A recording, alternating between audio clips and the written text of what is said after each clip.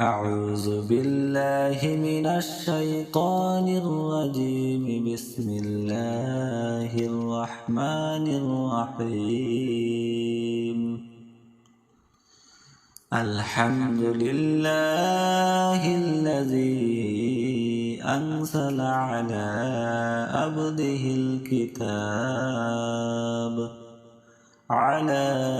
عبده الكتاب ولم يجعل له عوجا قيما لينذر بأسا شديدا من لدنه ويبشر المؤمنين الذين يعملون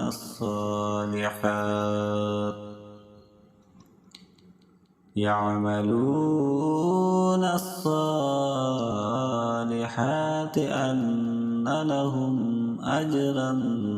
حسنا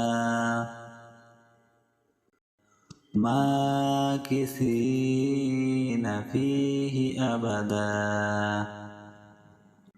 وينذر الذين قالوا اتخذ الله ولدا ما لهم به من علم ولا لآبائهم كبرت كلمة تخرج من أفواههم إن يقولون إلا كذبا فلعلك باخع نفسك على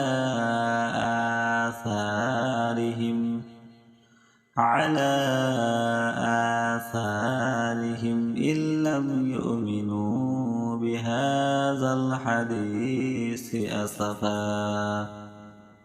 إنا جعلنا ما على الأرض زينة لها ليبلوهم أيهم أحسن عملا وإنا لجاعلون ما عليها صعيدا جرزا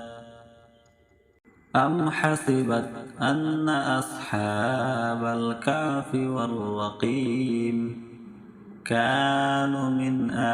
آياتنا عجبا إذ أوى الفتنة إلى الكهف فقالوا ربنا آتنا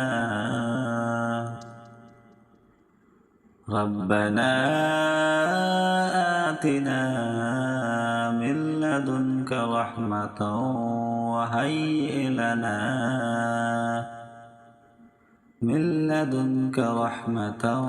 وهيئ لنا من أمرنا رشدا فاضرب لنا على